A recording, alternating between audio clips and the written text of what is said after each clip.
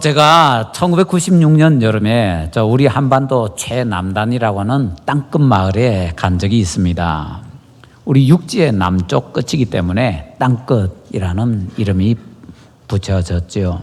그런데 그 땅끝 마을에 가보니까요, 어떤 사람들이 집단적으로 공동체 생활을 하고 있는 겁니다. 분위기 보니까 기독교인처럼 보여요. 그래서 그 마을 사람들에게 한번 물어봤습니다. 저 사람들이 누구냐고. 그랬더니 놀랍게도 1992년 10월에 예수님께서 공중 재림하신다고 주장하면서 기다렸던 다미성교의 사람들이었습니다. 자기들 나름대로 어떤 의미가 있다고 생각을 했는지 모르겠습니다. 예수님께서 땅끝까지 이르러 내 증인이 되리라 말씀하셨으니까 땅끝에 재림하신다. 이래가지고는 곧 땅끝 마을에 가서 살고 있는지요. 그들은 예수님께서 언제 오신다고 다시 디데이를 정했습니다. 그리고 그 예수님 재림하신다는 날을 기다리고 있었습니다. 동네 사람들이 물어봤다고 합니다. 예수님 언제 재림하는데요? 그랬더니 이렇게 대답하더랍니다. 당신들이 안 믿을 거니까 안 가르쳐 줍니다. 한 30년 됐나요, 이제? 그 사람들 지금 어디서 어떻게 하며 살까 참 궁금합니다. 그 집단은 정신없는 주장을 했습니다. 그러나 그들의 주장과 달리 예수님께서 언제 오시는지 그 재림의 날짜, 시간, 장소 우리는 절대로 알 수가 없습니다. 그럼에도 불구하고 분명한 사실 한 가지는요, 예수님의 재림이 그리고 세상의 종말이 반드시 있을 것이다 하는 사실입니다. 우리 본문 7절 상반절에 뭐라고 하나요? 만물의 마지막이 가까이 왔으니. 신약 성경에는 무려 300번 이상이나 마지막 때에 대해서 말하고 있다고 합니다. 신약 성경이 260장이거든요. 그런데 300번 이상이니까 평균으로 치면은 최소한 한 장에서 한 번보다 조금 더 많이 마지막 때에 대해서 가르쳐주고 있다라는 것이죠. 어떤 사람은 성경 연구하고 나서 이렇게 얘기합니다. 우리 신약 성경에서 믿음에 대해서, 사랑에 대해서 가르치는 것보다 이 마지막 예수님의 재림과 종말에 대해서 가르치는 말씀이 더 많다라고 해요. 어떤 사람들은 시간이 순환한다고 합니다. 다람쥐 쳇바퀴 돌듯이 계속 돌아간다고 합니다. 윤회한다 그러고요. 요즘은 그래서 드라마에 이상한 거 나오더군요. 다시 돌아와서 또 살고 뭐라고 하더라고요. 하여튼 그런 용어가 있던데.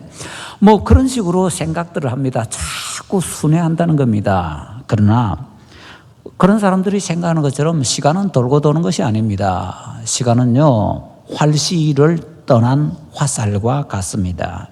일단 시작하면요, 곧장 나갑니다. 뒤로 돌아오지 않습니다. 그리고 일단 쏘아지면 반드시 멈추는 곳이 있습니다. 떨어지게 되는 거지요. 우리의 인생도 세상의 끝도 반드시 땡 하고 종실날이 오게 된다라는 것입니다. 분명하게 있을 예수님의 재림 때 어떤 일이 일어날 것입니까? 예수님께서 친히 마태복음 24장 12절에서 이렇게 우리에게 가르쳐 주십니다. 불법이 성함으로 많은 사람의 사랑이 식어지리라. 갈수록 불법이 성행해지고요. 요즘 전 세계 볼 때 대통령이다 뭐다 뽑는 거 보면 가관입니다. 도대체 어떻게 저런 사람들이 대통령 후보로 나오고 저 나라를 다스린다는 얘기인지 전 세계 공통적인 것 같습니다. 그리고 그렇게 됨에 따라서 점점 더 불법이 심해지고요. 그에 따라서 또한 사랑이 식게 될 것이다 라고 예수님께서 말씀을 하시고 있습니다. 불법이 성행해지게 됨에 따라서 점점 사랑이 식어진다라고 하시는데, 제가 지나온 세월을 이렇게 돌아보니까요, 사람들이 정말 심했다 싶을 정도로 악하게 사는 모습이 막 두드러지게 드러나게 된 때가 우리나라에 있는 것 같습니다. 먼저 이런 것부터 한번 보면요, 1980년대 말에 일본 동경에서 14살 난 중학생이 성적 떨어졌다고 어머니가 꾸짖으니까 화를 내면서 쇠망치와 칼을 가지고 와가지고 어머니, 아버지, 할머니까지 무자비하게 죽여버렸습니다. 검시를 했는데요. 한두 군데 찔려서 죽은 것이 아니라 40여 군데 찔려서 죽었다고 합니다. 더군다나 그 중학생은요, 그래 놓고는 친구들 불러서 자기가 무엇을 어떻게 했는지 상세하게 가르쳐 줬다고 합니다. 에이, 그거는 뭐 남의 나라 얘기라고요? 그로부터 한 10년 지났나요? 2000년부터, 제가 볼 때는 2000년부터 우리나라에 정말 험악한 뉴스가 쏟아지기 시작했는데요. 2000년 5월 16일에 우리나라에서 뭐 그 비슷한 사건이 발생합니다. 어떤 유부녀가 유부남과 불륜관계가 있었습니다. 그렇게 서로 불륜하는 사람을 뭐 상간남, 상간녀 뭐 이렇게 표현하더군요. 그런데 그 30대 유부녀가, 그 상간녀가 그 상간남에게서 통보를 받게 되는데, 이제부터 너 안 만난다라는 통보를 받게 되었다라고 합니다. 가정에 충실하겠다라는 거지요. 그 말을 듣고는요, 이 여인이 돌아버렸습니다. 그리고는요, 그 집으로, 그 남자의 집으로 찾아가서는 그 아내를 칼로 찔러서 죽이고 그 아들을 17층 베란다 밖으로 던져버렸습니다. 그리고 자기도 투신해서 자살했습니다. 그 몇 달 후에 비싼 아파트에 사는 새칭 명문대에 다니는 대학생이 자기 부모가 자기를 무시한다는 이유로 토막내서 여기저기 갖다 버렸습니다. 또 그 얼마 후에 서울 보라매병원 근처에서 토막 시체가 발견이 되었는데요. 한 30대 여인 정도 돼 보이는 사람이 예리한 칼에 의해서 정말 정교하게 잘려가지고 보라매공원 주위 여기저기에 여섯 토막이 흩어져 있는 것을 발견하게 되었습니다. 경찰은 그 사건을 조사하면서 이렇게 결론을 내렸습니다. 우리나라 1990년대 말에 그 히트졌던 장윤현 감독의 Tell Me Something이라는 영화가 있다고 합니다. 그 영화는 하드코어 스릴러 영화라고 하는데요. 하드코어 스릴러라는 것은 뭔가 하면은 사람의 신체를 막 잘라내는 엽기물을 말한다고 합니다. 그게 우리나라가 엄청나게 유행했었다고 하네요. 그런데 그 영화의 내용을 그대로 흉내낸 것처럼 보인다고 경찰이 발표했습니다. 그 내용은요, 너무 무자비해가지고 차마 얘기할 수도 없는 그런 어마어마한 내용입니다. 그런 일이 일어난 지가요, 벌써 20여 년 전입니다. 지금까지 얼마나 많은 어마어마한 뉴스들이 쌓여왔습니까? 불법이 성행하고 있습니다.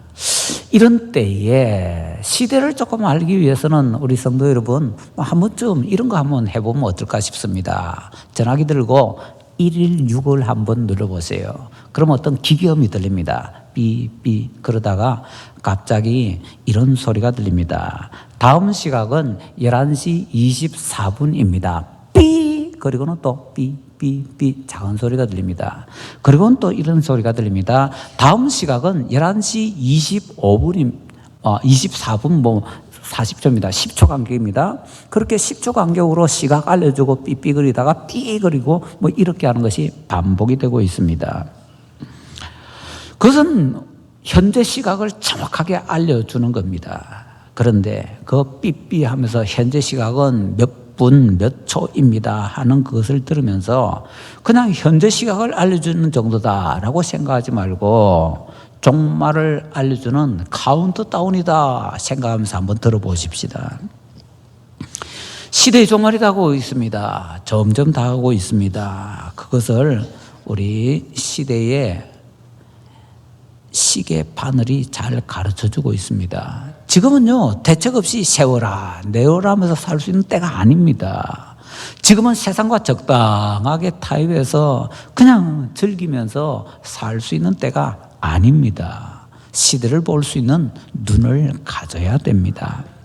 하나님의 경고를 받아야 됩니다. 7절 상반절을 다시 보십시다. 만물의 마지막이 가까이 왔으니 그러므로 베드로는 이제 죽을 날이 멀지 않았습니다. 그래서 편지를 보내고 있는데요. 그 편지 보내면서 더욱더 안타까운 마음으로 호소하고 있습니다. 내가 죽을 날이 가까이 온 것만큼이나 종말이 가까이 왔다. 그러므로 종말에 합당하게 살아야 된다라고 가르치고 있습니다. 그러므로는요, 종말이 왔으니까 종말에 합당한 삶을 살아야 된다라는 것입니다. 말하자면 종말론적 신앙생활을 해라라는 얘기이지요. 종말의 시대에 우리는 종말론적인 신앙생활인 그러므로의 삶을 살아가야 될 것입니다. 종말론적인 그러므로의 신앙생활에는 어떤 것이 있습니까? 첫째로 7절 하반절에요, 종말론적 기도가 있습니다. 그러므로 너희는 정신을 차리고 근신하여 기도하라. 정신 차리고 근신하여 기도해라 라고 명령하고 있습니다. 우리가 살아가면서 때로는 솔직히 말하자면 아주 자주 실패합니다. 우리가 왜 실패할까요? 원인이 우리가 부모님에게서 물려받은 것이 적었어요? 어떤 사회적인 문제가 있었어요? 정치적인 문제가 있었어요? 경제적인 어떤 문제가 있었어요? 나한테 해코지 않고 놈요? 아닙니다. 야고보서 4장 2절 3절은 왜 우리가 실패하는지 정확하게 가르쳐 줍니다. 너희는 욕심을 내어도 얻지 못하며 살인함에 시기하여도 능히 취하지 못함으로 다투고 싸우는도다. 너희가 얻지 못하면 구하지 아니하기 때문이요, 구하여도 받지 못하면 정욕으로 쓰려고 잘못 구하기 때문이라. 왜 우리가 실패합니까? 기도하지 않기 때문이라는 겁니다. 기도해도 실패하는 것은 왜 그렇습니까? 정욕으로 쓰기 위해서 잘못 구하고 있기 때문이다라고 합니다. 우리가 살아가면서 판단 잘못하는 거 기도 안 해서 그렇습니다. 우리가 무능한 것 기도 안 해서 그렇습니다. 또는 정욕으로 쓰려고 잘못 구해서 그렇습니다. 이 편지를 쓴 베드로는 겟세마네 동산의 사건을 생생하게 기억을 하고 있습니다. 예수님께서 베드로를 위시해서 이렇게 말씀하십니다. 시험에 들지 않게 깨어있어 기도하라. 근데 그 말씀 듣고 베드로는 잤습니다. 그 결과 베드로는요, 당장 그날 예수님 모른다고 3번이나 부인했습니다. 베드로의 피 맺힌 한 맺힌 소리가 들리지 않습니까? 나처럼 되지 마세요. 기도해야 되는 시간에 기도 안 하고 나태 부리다가 나처럼 되지 마세요. 좀 극단적으로 말하자면요, 신앙생활은 기도생활입니다. 기도생활은 신앙생활입니다. 세상에서 서둘러야 될 것 많이 있습니다. 그런데 서둘러야 될 것 가운데 가장 먼저 서둘러야 될 것이 있다면 바로 기도입니다. 왜요? 실패하지 않기 위해서. 우리가 하는 일마다 실패하는 이유가 기도하지 않기 때문이라고 하니까 실패 안 하려면요, 기도해야 된다는 겁니다. 그러니까 최우선 순위에 기도가 들어가야 된다라는 것이지요. 기도하려고 할 때는 그냥 무조건 기도하면 되는 것이 아니고요, 앞에 조건이 있잖아요. 정신을 차리고 근신하여 기도해라 라고 말씀하십니다. 정신 차리고 근신하여서 기도할 때 가장 좋은 시간이 언제일까요? 아무 것에 방해도 받지 않는 시간. 결국에는 가장 좋은 시간은 새벽 시간이더라고요. 이 종말에 그래도 일주일에 한 번 정도는 새벽 기도에 나와서 좀 기도해야 되지 않을까요? 교회 재직이라면, 중직이라면 주 5일 시대라고 하는데 적어도 토요일하고 주일 정도는 새벽 기도에 나와서 좀 그 새벽 기도의 시간에 정신 차리고 근신하여 기도하기 위해서 힘써야 되지 않을까요? 종말론적인 신앙생활을 하면 어떻게 해야 됩니까? 둘째로 8절에서요, 종말론적인 사랑을 해야 된다라고 합니다. 무엇보다도 뜨겁게 서로 사랑할지니 사랑은 허다한 죄를 덮느니라. 종말론적인 신앙생활을 하려면요, 열심히 사랑해야 된다라고 합니다. 여기 뜨겁게라는 것은 열심인데요, 이것의 뜻이 뭔가 하면 길게 늘어뜨리는 것을 말합니다. 길게 늘어뜨린다는 게 뭔가요? 말이 경주를 하기 위해서 힘껏 달릴 때 몸을 쭉쭉 펴지요. 100m 달리기 하는 선수가요, 그 꼴이 나기 위해서 몸을 쫙쫙 켜면서 열심히 달리지요. 바로 그것이 뜨겁게입니다. 영화 같은 데 보면요, 드라마 같은 데 보면 말이 열심히 달리고 있는데 채찍질을 막 가합니다. 더 빨리 달리라고.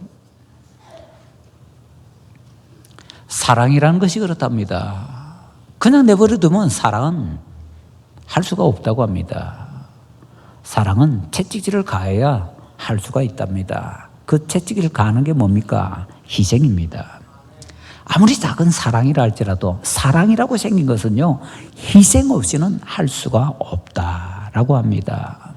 그 사랑이 얼어붙은 사회라고 합니다. 냉장고 같은, 아니 냉동실 같은 사회가 종말이 될수록 더욱더 그렇게 된다라고 합니다. 그렇기 때문에 좀 따뜻하게 만들려면은 희생하지 않고는요, 사랑을 할 수가 없습니다. 그래서 뜨겁게 열심히 사랑해라 라고 말씀을 하시는 거지요. 우리가 열심히 사랑해서는 뭘 할 수가 있습니까? 허다한 죄를 덮을 수 있다라고 합니다. 허다한 죄를 덮는다, 이 말을 오해하는 분들이 많습니다. 이 말씀의 뜻은요, 그냥 못 본 척 해주고 그냥 넘겨주고 그런다는 뜻 아닙니다. 무슨 악한 짓을 해도 눈 감아준다는 뜻 아닙니다. 그것은요, 그리스도의 십자가 사랑으로 그를 용서해준다라는 뜻입니다. 사랑하면요, 용서 안 하고는 못 베깁니다. 용서하려면은요, 사랑 없이는 할 수가 없습니다. 그래서 사랑으로 용서가 이루어진다라는 것을 우리가 좀 체험하면서 살아야 됩니다. 사실 우리가 가족관계에서 이것을 많이 체험을 합니다. 언제 우리가 사랑을 가장 많이 느낍니까? 애 낳았을 때지요. 애 키우면서지요. 좀 커서 말고요, 아주 작을 때에. 예전에 이런 사람이 있었습니다. 그는 주변에 보니까 아버지를 아빠라고 부르는 게 참 좋아 보여서 자기도 자기 아버지를 아빠라고 부르고 싶은데 절대로 부를 수가 없었습니다. 그건 쌍놈들이나 하는 짓이지, 감히 어떻게 아버지를 아빠라고 부르냐. 아버지가 너무 엄했기 때문에 아빠 아자도 못했습니다. 그게 가슴속에 남아있는지라 자기 자식한테는 이제 아빠라고 부르게 하고 자기 딴에는 사랑을 많이 쏟으려고 노력합니다. 그런데 아무리 내 사랑이라고 사랑을 쏟아부으려고 해도요, 애들 편에서 보면 부족하지요. 못해준 게 많지요. 그렇지만은 자기 딴에는 낑낑거리면서 사랑하려고 노력합니다. 그러다가 이제 애가 조금 커갑니다. 애가 커가면서 배워야 되는 것 중에 하나가 존댓말이잖아요. 대한민국에서 사회생활 하면서 살아가려면은. 그 이제 존댓말을 가르치려고 하는데 애들이 엄마 아빠한테 그냥 다다다다 그냥 반말만 쓰다가 존댓말 하려고 하니까 처음에는 잘 안 되지요. 그 집 아이가 처음에 존댓말을 이렇게 했다고 합니다. 했다요? 뭐 요자를 붙이면 존댓말 된다고 하니까 그냥 무조건 다요 뭐 이렇게 하는 거지요. 그래서 때로는 너무 그러니까 좀 고쳐줘야 되는데 사람들이 없을 때 좀 주의를 주지만 어떤 때는 지금은 꼭 필요하다 싶을 때는 사람들이 있는 데서도 뭐 했다요가 아니라 했어요 이런 식으로 조금 바꿔줍니다. 그런데 그렇게 바꿔주면서 어이구 한심한 놈 이게 아니고요, 속으로는 했다요 하는 그게 너무 이쁜 겁니다. 만약에 그게 다른 집 애 같으면요, 했다요 하면 이놈의 자식이 그럴 텐데요, 자기 애는요 했다요 하는데 그게 예쁜 겁니다. 아이고 이놈이. 사랑의 눈으로 보니까 뭐든지 예쁜 겁니다. 뭐든지 다 받아줄 수 있는 겁니다. 사랑하면은 천년두 자국도 얼굴에 있어도 그게 뭐 사랑의 샘으로 보인다면서요. 할렐루야.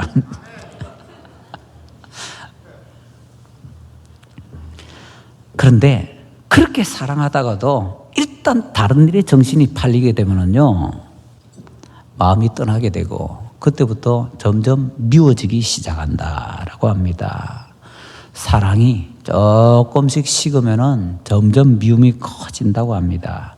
그렇기 때문에 우리는 자꾸 용서하기 위해서 노력을 해야 되는 것입니다. 미워지지 않기 위해서, 미워하지 않기 위해서. 그래서 사랑하면은 용서해야 되는데 용서가 쉽습니까? 솔직히 어렵지요. 그래서 용서하기 위해서는 결단이 필요하고 희생이 필요한 것이지요. 종말이 되었습니다. 어떻게 살아야 될까요? 셋째로 9절부터 11절까지 말씀에서는 종말론적으로 봉사하면서 살라라고 말씀을 하십니다. 고린도전서 15장 58절에서는 또 이렇게 우리에게 가르쳐 줍니다. 그러므로 내 사랑하는 형제들아, 견실하며 흔들리지 말고 항상 주의 일에 더욱 힘쓰는 자들이 되라. 이는 너희 수고가 주 안에서 헛되지 않은 줄 알미라. 주의 일에 더욱 힘쓰는 자들이 되라 라고 합니다. 사회에서 우리가 하는 일 열심히 해야 됩니다. 가정에서 하는 일 열심히 해야 됩니다. 그런데 그만큼 우리가 힘써야 되는 게 뭐냐? 아니, 그보다 조금 더 힘써야 되는 게 뭐냐? 주의 일이라고 합니다. 주의 일 가운데 가장 대표적인 것은 교회 일이다 라고 해도 크게 틀리지는 않을 겁니다. 교회 일을 한다라고 할 때 우리가 때로는 봉사한다라고 얘기를 합니다. 교회에서 봉사를 하려고 하면요, 딴에는 마음 먹고 봉사를 하려고 하는데 제일 먼저 부딪히는 문제가 없다는 겁니다. 내가 가진 게 없고 은사가 없고 재능도 없고 없다는 겁니다. 그런데 성경적으로 다시 한번 자세히 살펴보면요, 진짜 문제는 없는 게 아니라 자기가 뭘 가지고 있는지 모른다는 겁니다. 내가 방언을 하고 싶으면요, 소리내어 기도해야 됩니다. 입 닫고서 하고 있으면서 방언할 수 있는 사람은 세상에 아무도 없습니다. 제가 옛날에 바보같이 그렇게 해봤거든요. 입 다물고 있을 때는 안 나오더라고요. 혓바닥 굴려서 소리내어 기도할 때 방언이 나오더라고요. 내가 그냥 가만히 있으면은 하나님께서 내게 신유의 은사 주셨는지 모릅니다. 그냥 이 사람 저 사람 붙잡고서 계속해서 고쳐달라고 기도할 때 그게 10번, 20번, 30번, 100번, 200번 될 때 그때 중간중간에 툭툭툭 한 사람들이 고침받을 때 나한테 신유의 은사 주시나 라고 깨달을 수 있는 것이지요.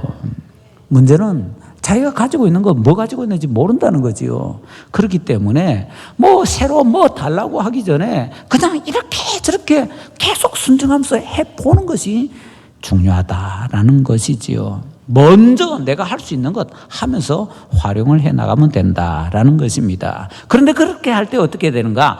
하나님께서 힘을 공급하여 주시는 것처럼 그렇게 해라라고 말씀합니다. 말을 하려면 하나님께서 말씀하시는 것처럼 하고요. 뭘 하든지 하나님께서 내게 힘 주셔서 내게 능력 주셔서 은혜 주셔서 라는 마음으로 그 일을 감당해라라고 말씀을 하시고 있습니다. 초대교회 예루살렘 교회에서는요, 부자든 빈민이든 자기가 가지고 있는 거 다 나누어서 썼습니다. 그들이 그렇게 할 수 있는 배경에는 무엇이 있었을까요? 종말이 왔다는 겁니다. 예수님의 재림이 멀지 않았다는 겁니다. 그렇기 때문에 아끼지 않고 그렇게 할 수가 있었던 것이지요. 지금 당장 예수님이 이 자리에 오신다라고 해봅시다. 내가 지금까지 몸매 관리한다고 쏟았던 그 수많은 돈 필요 있을까요? 지금 당장 여기 예수님 재림하신다면 내가 교회에서 해야 되는 거 빼먹고 저 나가서 세상적으로 명예 추구하고 인기 추구했던 것 그게 나한테 무슨 도움이 될까요? 지금 당장 여기 예수님 재림하신다면 내가 그냥 남들 때로는 눈물 흘리게 하면서 사놓았던 땅이니 아파트니 주식이니 뭐니 그거 소용이 있을까요? 예수님께서 지금 당장 여기에 재림하신다면 이라고 생각할 때에 부끄럽지 않은 삶을 살 수가 있어야 된다라는 것이죠. 흙으로 시작한 인생은요, 반드시 흙으로 돌아가게 되어 있습니다. 열심히 헌신해도 흙덩어리요, 그냥 아껴도 흙덩어리입니다. 단 정욕을 위해서 내 마음대로 쓰면서 아끼면은요, 그냥 불에 타다만 그냥 쓰레기 흙덩어리에 불과해진다라는 것이지요. 열심히 헌신하면 도자기같이 멋진 흙덩어리가 되는 것이고요. 너무 수고를 많이 해서 몸이 닳아서 없어졌다라는 사람은 아직까지 못 봤습니다. 지문 닳았다는 사람은 조금 봤습니다. 주님의 몸된 교회를 위해서 일주일에 한 2시간 내는 것 아까우십니까? 주님 만나면 어떻게 하시렵니까? 정말 생각이 있는 사람이라면 오직 한 번뿐인 인생 속히 지나가 버릴 것인데 그래도 예수님 만날 때 좀 부끄럽지 않도록 뭔가 하기 위해서 노력을 할 겁니다. 불태운다면 내 정족을 위해서 불태우는 것이 아니라 주님을 위해서, 주님의 몸된 교회를 위해서 뭔가 불태우려고 할 것입니다. 시간이 많다고요? 아직 때가 남았다고요? 북부 시베리아와 알래스카에는 매머드는 옛날에 맘모스라고 했죠. 매머드가 입에 풀을 잔뜩 물고 있는 채로 얼음이 되어서 있는 것이 많이 발견이 됩니다. 과학자들이 조사를 했습니다. 이놈이 왜 입에 풀을 이렇게 많이 물고 있지?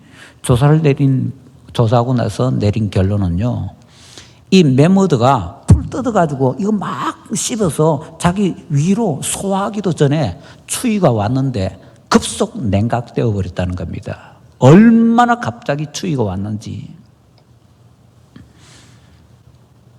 매머드는요, 풀 뜯어 먹고 있을 때 자기한테 종말이 올 줄 몰랐습니다. 종말의 때도 마찬가지입니다. 아무도 모릅니다. 돌발적으로 갑자기 생각하지도 못하던 때에 예수님의 재림이 우리에게 덮쳐오게 될 겁니다. 그래서 야고보서 5장 9절 하반절에서 우리에게 이렇게 경고합니다. 보라, 심판주가 문 밖에 서 계시니라. 베드로후서 3장 9절 상반절에서는 이렇게 말씀합니다. 주의 약속은 어떤 이들이 더디다고 생각하는 것 같이 더딘 것이 아니라 손 쓸 새 없이 갑자기 우리에게 종말이 임하게 될 겁니다. 그렇지만 성령님께서는 신자들에게는 준비할 시간을 주십니다. 말씀을 통해서, 환경을 통해서 깨닫게 해주십니다. 1806년 9월 2일에 이런 일이 일어났었습니다. 어떤 키가 아주 작은 여인이 길을 났습니다. 동네 사람들이 묻습니다. 어디가? 저 산꼭대기 있는 예배당에 기도하러요. 야, 그거 멀고 힘든데 왜 거기 가냐? 우리 마을에도 예배당인데 마을 교회 가서 기도하지. 그랬더니 그 여인이 이렇게 대답합니다. 그렇지만 나는 오늘 그 예배당에 가고 싶어요. 왠지 올라오라고 강하게 끌어당기는 느낌이 듭니다. 그래서 그녀는 혼자 산길을 굽이 돌아서 힘겹게 산꼭대기에 있는 예배당으로 올라갔습니다. 그곳에 도착해서는 무릎을 꿇고 기도를 하고 있는데 갑자기 어마어마한 천둥 같은 소리가 막 들리면서 예배당이 흔들립니다. 막 땅이 흔들립니다. 뭐지? 하고는 놀라서 밖으로 뛰어나가니까 건너편에 로스베르크라는 산이 있었는데요. 그 거대한 로스베르크 산 꼭대기가 무너진 겁니다. 그리고는 산사태가 일어나서 막 아래로 흘러내리는데 계곡을 따라 흘러내리면서 자기 마을까지 가는 겁니다. 그녀는 거기에서 얼어붙고 말았습니다. 우리 마을 파묻히겠구나. 그 장면 그대로 다 봤습니다. 마을 전체가 어마어마한 흙더미와 거대한 암석더미에 파묻히는 것을요. 그날 아침에 마을 주민 457명이 생매장되었습니다. 얼마나 토사와 암석이 많았는지 아무렇게도 손을 쓸 수가 없었다고 합니다. 그 마을에 살던 사람이요 458명이었는데 그 마을 사람 중에 단 한 사람 살았다고 합니다. 기도하러 갔던 그 여인. 그 여인은 기도하러 올라가면서 힘들어 죽겠다 하지 않았습니다. 주저하지 않고 그냥 올라갔습니다. 왜요? 산 위로 올라오라고 하는 끌어당김이 있어서 그거 부정할 수가 없어서 그 이끌림에 따라 올라갔다는 것입니다. 성령님께서 우리가 살아갈 때 그렇게 이끌어 주신다는 겁니다. 성령님께서 우리에게 비유적으로 말하자면 산 위로 올라와 그렇게 말씀하시는 때가 굉장히 많습니다. 하루 세끼 밥 먹을 때만 겨우 머리 습던 그 머리 혹시 주님 앞에서 다시 저절로 숙여지지 않는가요? 내 잘못 덮기 위해서 옆사람을 향해 가리키던 그 손가락 이제는 접고 다시 펴서 옆에 넘어져 있는 사람 이렇게 세워주고 싶지 않은가요? 주일 아침에만 그냥 어기적 걸어오던 그 발걸음 이제는 좀 바꿔야 된다고 생각이 되지 않으시는가요? 세상에서 내 마음껏 듣고 싶은 거 다 즐겁게 듣던 그 귀 이제는 올라와라 말씀하시는 거 듣고 싶지 않은가요?